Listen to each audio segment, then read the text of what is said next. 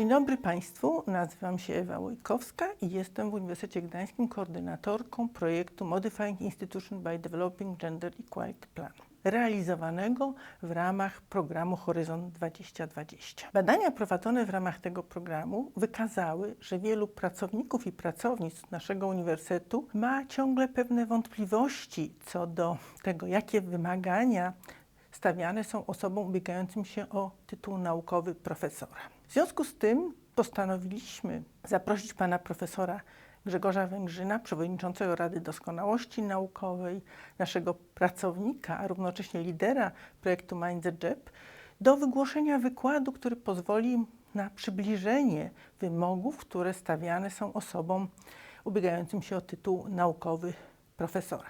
Pan profesor jest osobą najlepiej predestynowaną do takiego wykładu, ponieważ poza tym, że obecnie jest przewodniczącym Rady Doskonałości Naukowej, przez wiele lat był przewodniczącym i recenzentem Centralnej Komisji do Spraw Stopni i Tytułów i wielokrotnie recenzował wnioski profesorskie. Tak jak powiedziałam, często właśnie brak znajomości wymogów, brak pewności powoduje, że te wnioski nie są składane. Jakkolwiek w ostatnich latach znacznie wzrasta liczba wniosków profesorskich składanych przez kobiety, to jednak myślę, że ciągle bardziej musimy mobilizować panie właśnie do tego, żeby ten swój dorobek przedstawiały i uzyskiwały tytuł naukowy. Zaprosiłam panią doktor habilitowaną Nataszę Kosakowską-Berezecką, aby zadała panu profesorowi pytania, które ją nurtują, ale myślę także innych pracowników, którzy w najbliższej przyszłości będą składać właśnie wnioski o uzyskanie tytułu profesora. Dziękuję bardzo, zapraszam na wykład.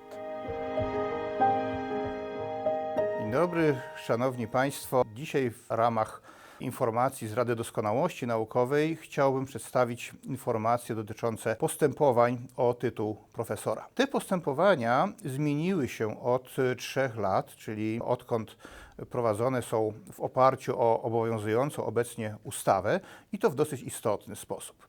Mianowicie przede wszystkim trzeba pamiętać, że postępowania o tytuł profesora odbywają się wyłącznie przed Radą Doskonałości Naukowej. Poprzednio początkowe etapy tych postępowań prowadziły uczelnie, instytuty, te, które miały uprawnienia do nadawania stopni doktora i doktora habilitowanego. Natomiast obecnie całość postępowania prowadzona jest wyłącznie przez Radę Doskonałości Naukowej. Uczelnie ani instytuty nie biorą udziału, tylko w jednym punkcie, mianowicie jeżeli o tytuł profesora z wnioskiem występuje nauczyciel akademicki lub pracownik naukowy, to koszty postępowania pokrywa jego jednostka zatrudniająca. Proszę państwa, jakie są wymagania do nadania tytułu profesora? Czego oczekujemy od kandydatów? Otóż najważniejsze wymagania określa artykuł 227 ustawy, który mówi, że osoba, której mamy nadać tytuł profesora, powinna posiadać stopień doktora habilitowanego i to jest wymóg formalny, z tym, że są też możliwości, aby nadać tytuł profesora osobie, która ma tylko stopień doktora, nie doktora habilitowanego, ale to są wyjątki szczególne. Trzeba mieć wyjątkowo znakomity dorobek lub spędzić co najmniej 5 lat za granicą, w kraju, w którym nie ma oficjalnego stopnia doktora habilitowanego, ale tam trzeba kierować grupą badawczą i mieć znakomite osiągnięcia naukowe. Natomiast w większości przypadków dotyczy to osób, które posiadają stopień doktora habilitowanego. Natomiast artykuł ten również wymienia 2 najważniejsze kryteria, które bezwzględnie muszą być spełnione, aby uzyskać poparcie Rady Doskonałości Naukowej w staraniach o tytuł profesora. Jakie to są wymagania? Pierwsze i najważniejsze to jest posiadanie wybitnych osiągnięć naukowych krajowych lub zagranicznych. Oczywiście pojawia się pytanie, co to znaczy wybitne? I zawsze będzie to subiektywna ocena recenzentów oraz członków Rady Doskonałości Naukowej, natomiast niewątpliwie ta wybitność osiągnięć naukowych musi oznaczać ponadprzeciętny dorobek naukowy, ponadprzeciętne osiągnięcia i co ważne, takie, w których kandydat bądź kandydatka odgrywała wiodącą rolę. Trzeba sobie zdawać sprawę, że podczas oceny takich wniosków oceniamy nie tyle ilość publikacji naukowych, nie tyle żadne parametry, bo Rada Doskonałości Naukowej absolutnie odeszła od jakiejkolwiek oceny parametrycznej. Nie zwracamy uwagi na żadne współczynniki typu impact factor, typu liczba cytowań. One mogą być pomocne, natomiast nigdy nie są decydujące w opiniowaniu wniosku. Decydujące są osiągnięcia naukowe, czyli co dana osoba wniosła do nauki i przede wszystkim, jeśli mamy prace zbiorowe, czyli pracuje kandydat lub kandydatka w zespole, to zwracamy bardzo dużą uwagę na to, czy to kandydat bądź kandydatka były tymi wiodącymi osobami, czy to były ich projekty, czy to były ich hipotezy badawcze, czy to były ich pomysły na rozwiązanie problemu naukowego i wtedy jest bardzo dobrze taki wniosek oceniany, czy też, a zdarzają się takie wnioski, dana osoba, kandydata lub kandydatki, współpracowała z różnymi zespołami, ale nie miała w tej współpracy wiodącej roli, czyli wykonywała jakieś zadania badawcze, co mogło się przełożyć na nawet liczne publikacje naukowe, nawet w czasopismach bardzo wysoko notowanych, ale jeśli to nie były główne osiągnięcia kandydata lub kandydatki, to szanse powodzenia są zdecydowanie mniejsze. I na to należy zwracać dużą uwagę przy przygotowywaniu wniosków profesorskich, to znaczy trzeba przekonać i recenzentów, i członków Rady Doskonałości Naukowej, że te osiągnięcia, które opisujemy, one w dużej mierze są zasługą kandydata bądź kandydatki. Należy też pamiętać o drugim wymogu. Artykuł 227 ustęp 1 punkt b określa drugi wymóg. Z tym, że ten wymóg jest przedstawiony w formie 3 alternatywnych punktów, czyli co to znaczy? Wystarczy spełnić jeden z nich, żeby całe to kryterium wypełnić. Cóż to są za możliwości? Mianowicie osoba kandydata bądź kandydatki powinna uczestniczyć w pracach zespołów, i uwaga, to jest liczba mnoga, czyli co najmniej 2 zespołów badawczych realizujących projekty, czyli uwaga, co najmniej 2, finansowane w drodze konkursów krajowych i zagranicznych. To jest jeden wymóg, czyli 2 zespoły, 2 projekty co najmniej. Oczywiście, jeśli jest ich więcej, to tym lepiej, ale nie jeden projekt i nie jeden zespół. Jeśli ktoś tego warunku nie spełnia, to może spełnić drugi. Mianowicie odbyła staże. I uwaga, znowu liczba mnoga, czyli co najmniej 2 staże w instytucjach naukowych. A zatem wystarczy pojechać na 2 staże w instytucjach naukowych, no i spełnia się ten wymóg. Trzecia możliwość to jest kolejny podpunkt, czyli taka osoba, która stara się o tytuł profesora, wypełnia to kryterium, jeżeli prowadziła badania naukowe w instytucjach naukowych. I tutaj często kandydaci pytają się, no jak to, no przecież mam publikacje naukowe, no to pracowałem w instytucji naukowej. Ale uwaga, tu jest liczba mnoga znowu, czyli w instytucjach naukowych. Jeśli ktoś od początku swojej kariery naukowej pracował w jednej instytucji, to nie spełnia tego wymogu. Czym to się różni od staży naukowych? Tym, że osoba, która nie była na żadnym stażu, czyli nie spełnia tego drugiego podkryterium, ale na przykład w swojej karierze naukowej zmieniła miejsce pracy z jednej uczelni na inną,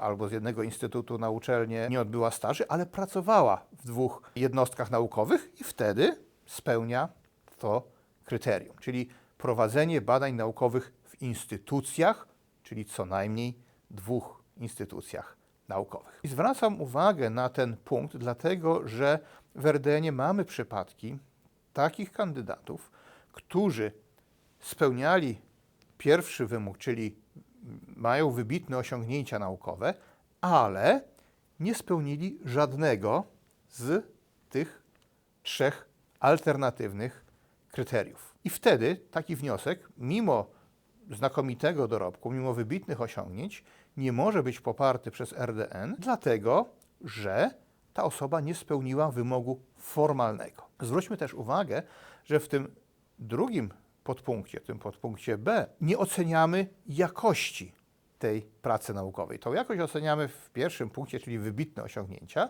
natomiast tutaj nie oceniamy efektów tych pracy w zespołach naukowych, nie oceniamy efektów tych staży, nie oceniamy efektów prowadzenia badań naukowych w instytucjach, tylko trzeba literalnie spełnić jeden z tych wymogów. I co ważne, zobaczmy, że wszędzie tu jest liczba mnoga. Jeśli ktoś uczestniczył na przykład w jednym grancie, odbył jeden staż i pracował w jednej instytucji, w dalszym ciągu nie spełnia tego wymogu. Cała procedura przebiega przed Radą Doskonałości Naukowej i RDN powołuje, zgodnie z ustawą, 5 recenzentów. Natomiast również z ustawy wynika, że Rada Doskonałości Naukowej może powoływać jakichkolwiek recenzentów jedynie w drodze losowania z kandydatów, który musi być co najmniej 3-krotność.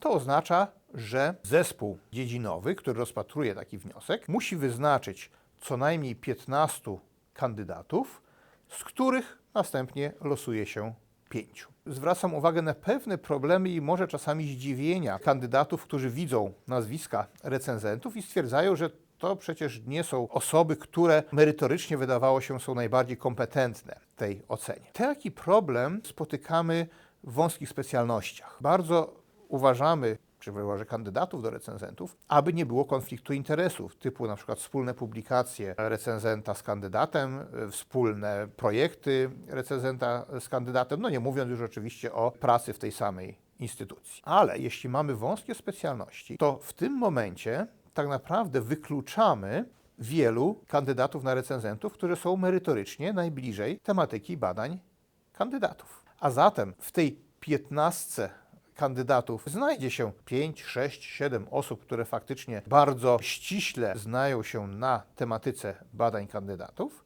natomiast pozostałe osoby pracują oczywiście w tej samej dyscyplinie i w podobnych specjalnościach, ale już nie tak ściśle związanych z tematyką prac kandydata.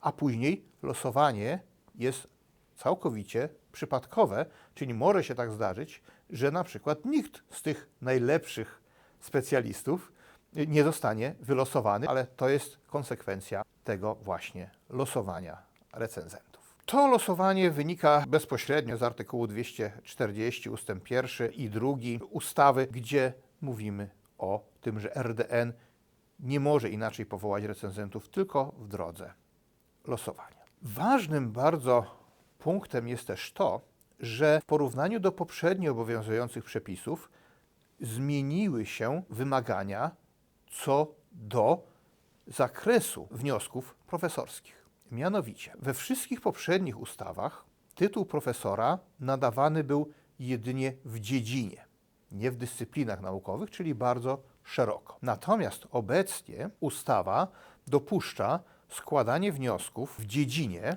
naukowej, czyli bardzo szerokiej. Przypomnę, że dziedziną są na przykład nauki humanistyczne, dziedziną są nauki społeczne, dziedziną są nauki ścisłe i przyrodnicze, dziedziną są nauki rolnicze i tak dalej, czyli bardzo szeroko.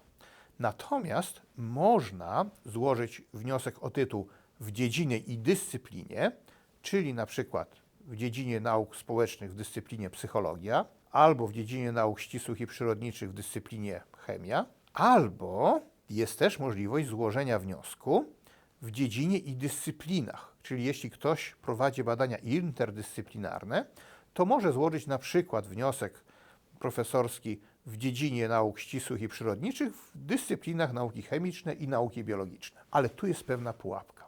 Poprzednio, tak jak powiedziałem, tytuły profesorskie nadawano tylko w dziedzinach, to często kandydaci idą, może za poradą starszych kolegów, również tą ścieżką.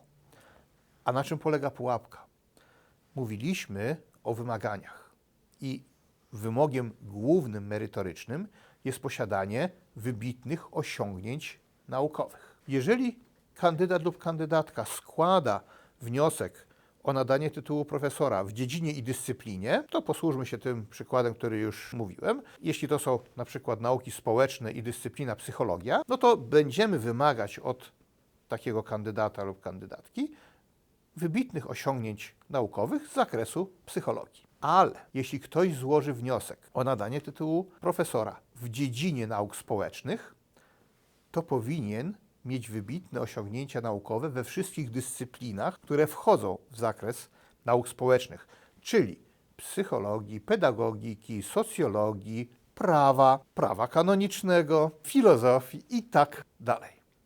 Tych dyscyplin jest kilkanaście w ramach nauk społecznych. Praktycznie jest to niemożliwe i to jest pułapka dla kandydatów. Mieliśmy takie przypadki w Radzie Doskonałości Naukowej, że były odmowy poparcia wniosku, dlatego że kandydaci tego warunku nie spełniali, a wystąpili o tytuł w dziedzinie. Na to warto zwrócić uwagę przy składaniu wniosku. Tak samo jeśli ktoś złoży wniosek na przykład w dziedzinie nauk ścisłych i przyrodniczych, to musi się liczyć z tym, że będziemy od niego wymagać wybitnych osiągnięć naukowych z biologii, chemii, fizyki, matematyki, astronomii, informatyki i nauk o Ziemi. Warto pamiętać, że obecna ustawa podporządkowuje wszystkie procedury postępowań awansowych, czyli również stopni i tytułów naukowych, pod Kodeks Postępowania Administracyjnego. Co to oznacza? Wszystkie dokumenty muszą być złożone w języku polskim.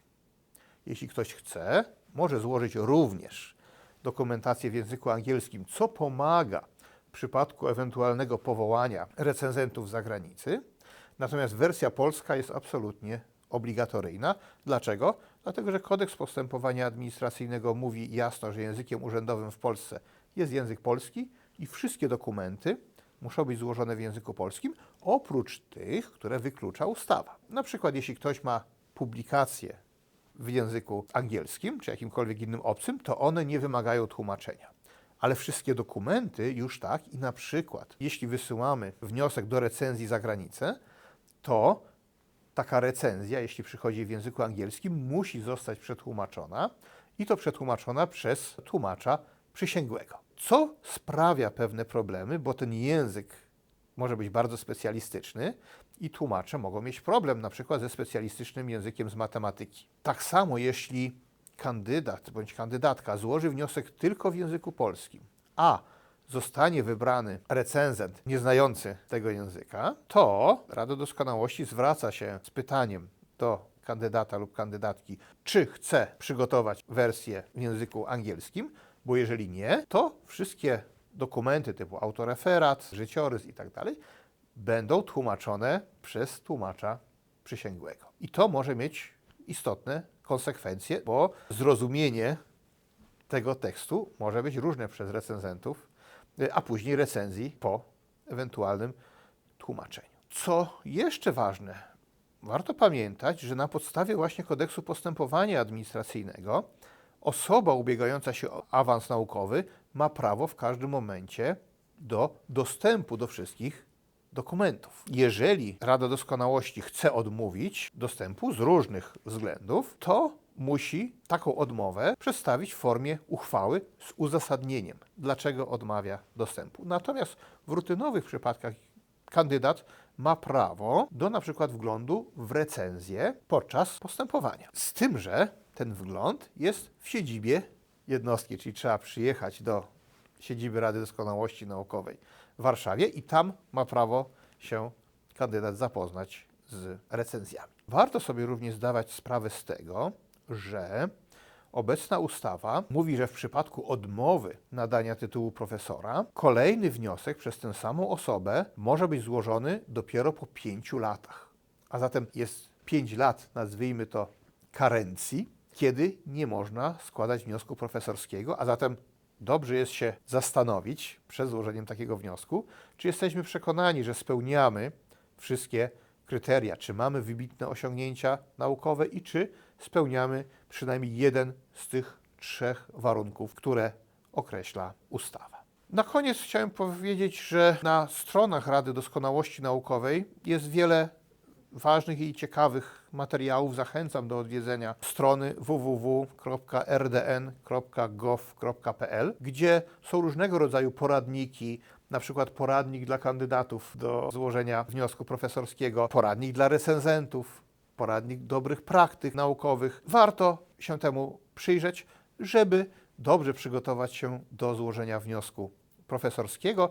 Jeśli ktoś natomiast ma wątpliwości, to również bardzo zachęcam do kontaktu z biurem RDN. My zawsze na wszystkie pytania odpowiadamy, czy to telefonicznie, czy to mailowo, a jak ktoś ma jeszcze wątpliwości, to również zachęcam do kontaktu ze mną. Ja również bardzo chętnie odpowiem na Państwa pytania. Dziękuję bardzo za uwagę.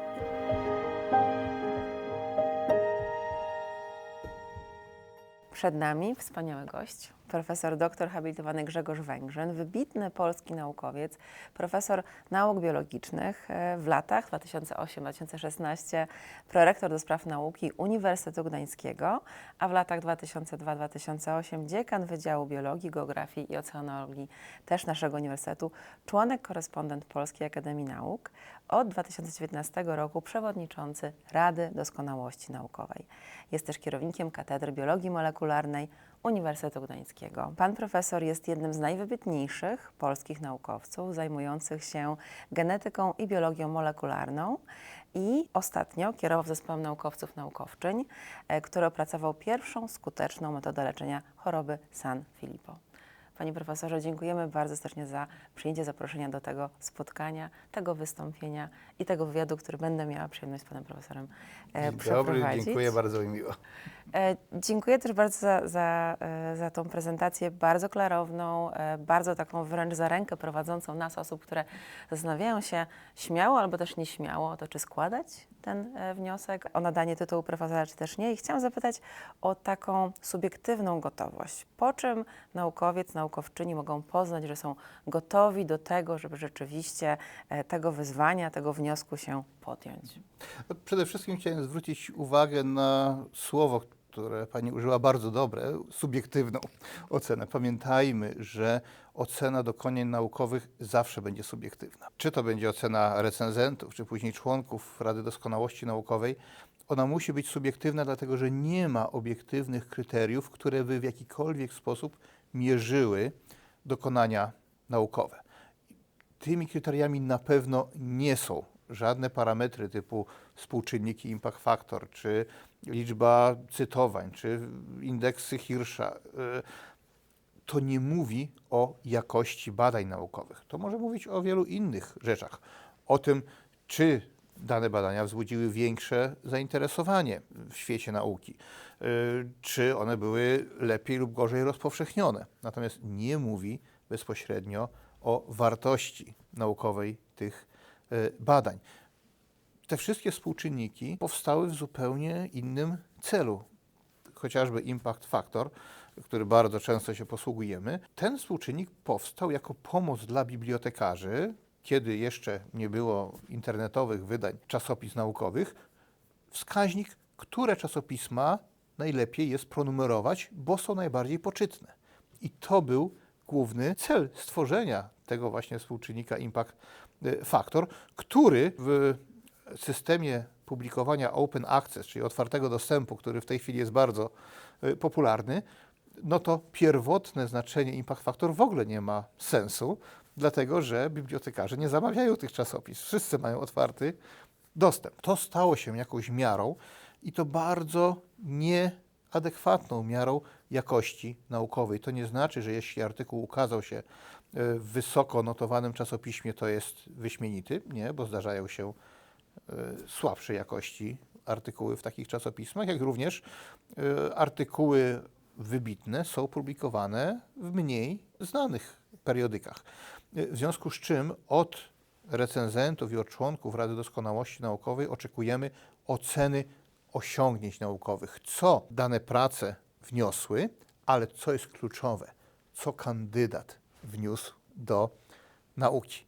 I tu jeśli kandydaci rozpatrują, czy już jest ten czas, kiedy należy złożyć wniosek profesorski, to należy sobie zadać pytanie, co wniosłem, co wniosłam do nauki, co było mojego, nie ile mam publikacji. bo często spotykamy takie wnioski, które charakteryzują się tym, że kandydaci mają bardzo wiele publikacji, nawet same publikacje jako takie są na bardzo dobrym poziomie, natomiast kandydaci nie odgrywali tam wiodącej roli, tylko zawsze byli gdzieś tymi pomocniczymi naukowcami, a hipotezy były czyjeś inne, rozwiązanie problemu było autorstwa innego naukowca. Wtedy taki wniosek nie spełni kryterium wybitności. To kandydat lub kandydatka musi pokazać wybitność swoich osiągnięć, czyli to ma być jej lub jego hipoteza badawcza, jej lub jego projekt, wreszcie jej lub jego rozwiązanie problemu naukowego, do czego często potrzebna jest duża grupa współpracowników, ale przynajmniej w tych kluczowych osiągnięciach oczekujemy, że to był lub była lider czy liderka. Czyli rozumiem, że wybitne osiągnięcia to jest to takie pierwsze poczucie, no takie subiektywne, obiektywne, jeżeli chodzi o tą moją gotowość. No to spójrzmy na to drugie kryterium, które też ma takie 3 warianty. Jak mówimy o takich najczęstszych błędach, to przyszło mi do głowy, no to jeżeli ja muszę mieć na przykład 2 zespoły, którymi kierowałam, to czy te zespoły na przykład wystarczą, że będą 3-osobowe, czy muszą być więcej osób w tym zespole? Drugi błąd, który taki potencjalnie przyszedł do głowy, czy na przykład jeżeli mówię o tych stażach, to wystarczy, że byłam miesiąc w jednym miejscu, a w drugim byłam 3 miesiące. O to pytam również, czy pan profesor mógłby do tego dodać jakieś jeszcze inne potencjalne błędy, które czynią osoby przygotowujące ten wniosek? Tak, tu musimy zwrócić uwagę, że ustawa nie wymaga oceny jakości czy tych staży, czy tych projektów. Co więcej, zwróćmy uwagę, że nie ma wymogu kierowania zespołami. W poprzedniej ustawie był wymóg faktycznie kierowania zespołami naukowymi, natomiast tutaj, żeby spełnić to drugie kryterium, wystarczy być członkiem zespołów, czyli członkiem co najmniej 2 zespołów realizujących projekty, czyli znowu co najmniej 2 projekty. Natomiast ustawa w tym punkcie nie mówi o ocenie jakości. Tak samo o stażu, tak? Nie oceniamy efektów tych stażu, ani długości tego stażu, tylko od recenzentów i członków Rady Doskonałości Naukowej wymagamy, żeby ocenić, czy to był staż naukowy, czy na przykład, jeśli ktoś pojechał na jednodniowe szkolenie, czy to był staż naukowy, czy nie. No i tutaj w takim przypadku raczej powiemy, że to nie był staż naukowy. To było jakieś szkolenie, gdzie ktoś posłuchał o jakiejś metodzie, ale nie wykonał żadnych badań, w związku z czym nie można tego zakwalifikować jako staż naukowy. Jako staż naukowy rozumiemy wyjazd do innej jednostki i prowadzenie badań naukowych. Te badania znowu nie muszą być bardzo długie ani bardzo intensywne, ale muszą być prowadzone. Czy jakieś jeszcze inne błędy popełniamy, przygotowując te wnioski? Jednym z najczęstszych błędów jest to, że często kandydaci, opisując osiągnięcia, opisują same osiągnięcia jako takie, nie wskazując swojego udziału. I wtedy recenzentom jest bardzo trudno odnieść się do pytania, co było udziałem kandydata bądź kandydatki. Jeśli tego nie wskażemy explicite recenzentowi, to może mieć wątpliwości, czy na pewno to było osiągnięcie kandydata, a nie jego czy jej współpracowników. Czyli warto na to zwrócić uwagę, aby w tym wniosku profesorskim, w tym opisie swoich osiągnięć zwrócić uwagę, co było moim udziałem. Czy to była hipoteza, czy to było właśnie rozwiązanie problemu, czy też może jakaś rola pomocnicza. To jest często właśnie powodem takich nieporozumień, że recenzenci oceniają, no dobrze, same publikacje są bardzo wartościowe, ale nie mogę stwierdzić, czy to jest osiągnięcie kandydata bądź kandydatki, czy kogoś innego. Przygotowanie wniosku rzeczywiście wymaga umiejętności pokazywania i wykazywania bardzo merytorycznie i wprost swoich osiągnięć. I mam takie pytanie dotyczące tego, co obserwujemy w świecie polskiej nauki, ale też za granicą, mianowicie wśród osób, które mają tytuł profesora, przeważają mężczyźni. I czy obserwuje pan profesor, że rzeczywiście rośnie liczba kobiet, które składają wnioski w sprawie nadania tytułu profesora? I jakie są ich sukcesy w tej materii? Jeżeli patrzymy na stan liczbowy, to przeważają mężczyźni. To widzimy chociażby po członkach Rady Doskonałości Naukowej, gdzie kobiet jest między 10 a 20%, w zależności od zespołu. Natomiast to się zmienia, jeśli chodzi o liczbę wniosków profesorskich, bo tu już takiej dysproporcji w zasadzie nie ma. Oczywiście są nauki, tak, które są bardziej popularne wśród mężczyzn lub bardziej popularne wśród kobiet. No, w naukach teologicznych do tej pory nie mieliśmy żadnego wniosku złożonego przez kobietę na przykład, tak? Ale to jest takie ekstremum. Tak? W innych dyscyplinach już to jest inaczej i to zmierza gdzieś do wyrównania się tej liczby. Także tu widzimy taki pozytywny trend, że w zasadzie zacierają się te różnice. Mówię o liczbie kandydatów. Jestem też ciekawa, bo są badania, które wskazują na to, że kiedy mężczyźni ubiegają się o awans, o nowe stanowisko pracy, to często nie mają takiego poczucia, że muszą spełnić wszystkie kryteria, natomiast kobiety ubiegając się o stanowisko pracy oczywiście muszą mieć poczucie, że odhaczają wszelkie możliwe kryteria. Czy ma po prostu takie doświadczenie, że podobnie jest w materii składania wniosków o nadanie tytułu profesora? Czy te wnioski przygotowane przez kandydatki są dokładniejsze, lepiej przygotowane niż te przez kandydatów? Często te wnioski przygotowywane przez kobiety są staranniejsze od tej strony edytorskiej. Wszystko się ładnie czyta i wszystko jest bardzo poukładane w takim wniosku. Mężczyźni mają większą tendencję do takiego przedstawienia wszystkiego, ale w mniej uporządkowany sposób. Znowu nie zawsze, ale jeśli mówimy o tendencjach, to coś takiego może być zauważone. Natomiast później, jeśli są odmowy, no to też widzimy różne odwołania, bo można się odwołać, można poprosić o ponowne rozpatrzenie sprawy i w tej grupie, która się odwołuje, czy która wnosi o ponowne rozpatrzenie sprawy, no mamy takie przypadki, że ma się wrażenie, że kandydat stoi na stanowisku, jestem przecież świetny i nic nie potrzebuję więcej, proszę poprzeć mój wniosek o tytuł. No i wtedy są problemy. Na stronach RDN mamy wzorce.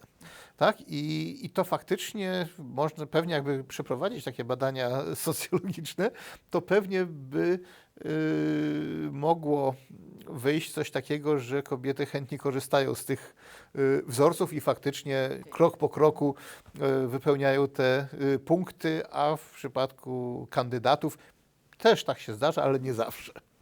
Jakie działania mogą podjąć uczelnie wyższe, żeby taką gotowość do złożenia wniosku w sprawie nadania tytułu profesora wzmocnić? I w kandydatach, i w kandydatkach. Co możemy zrobić? Ja myślę, że przede wszystkim wskazane by były takie konsultacje z kandydatami, z kandydatkami, bo no, zwykle profesurę się robi raz w życiu. Często trudno jest samemu ocenić swój dorobek, czy to już jest dorobek, czy to już są osiągnięcia godne tytułu profesora. I co uczelnie mogłyby zrobić, to faktycznie przeprowadzać takie konsultacje przez doświadczonych naukowców. To może być dziekan, to może być prorektor, to może być też jakiś doświadczony naukowiec, który wie, jakie są wymagania, który dużo recenzował, żeby doradzić, czy to już warto składać, czy może jeszcze poczekać, może jeszcze jakieś publikacje warto by było wzmocnić, czy jakaś inna działalność kandydata, może jakieś projekty są na horyzoncie i warto by było jeszcze może poczekać, z tym, że tutaj uwaga na pułapki. Jeżeli uczelnia chciałaby robić takie konsultacje, to powinny to być osoby, które są na bieżąco z aktualnymi przepisami, dlatego że widzimy i myślimy, że te błędy, gdzie na przykład kandydaci składają wniosek w dziedzinie, one mogły wynikać z złej porady, bo profesor, który utrzymał tytuł 20 lat temu, to wiedział przecież, że profesurę się nadaje w dziedzinie i nie zapoznał się z nowymi przepisami, no to może skierować niestety w taką pułapkę tego kandydata, w związku z czym to jest też ważne, żeby to były osoby, które są na bieżąco z przepisami i stąd wymieniam dziekanów, prorektorów, bo te osoby no jak gdyby z urzędu powinny śledzić zmiany w przepisach i w wymaganiach, bo znowu te wymagania się zmieniły. Zobaczmy, że na przykład w tej chwili nie ma już żadnych innych wymagań oprócz naukowych, to znaczy dorobku dydaktycznego w ogóle nie bierze się pod uwagę. Znaczy, można oczywiście przedstawić to, wzmacnia taki wniosek, ale to absolutnie nie jest wymogiem. Kiedyś, i to nie tak dawno, trzeba było mieć wypromowanego doktora, otwarty przewód doktorski swojego podopiecznego. Trzeba było przedstawić, że było się recenzentem w postępowaniach doktorskich lub habilitacyjnych. Tego w tej chwili w ogóle nie ma. Zatem kryteria się mocno zmieniły i też niepotrzebnie hamowalibyśmy kandydatów, mówiąc, że przecież nie było się recenzentem w żadnym postępowaniu habilitacyjnym. W tej chwili to nie jest żaden punkt, który by dyskwalifikował kandydata. Czy coś jeszcze, bo tutaj mówimy o takim wsparciu informacyjnym, takim wsparciu merytorycznym, trochę takim pewnie mentoringu przez osoby bardziej doświadczone wokół tych mniej doświadczonych.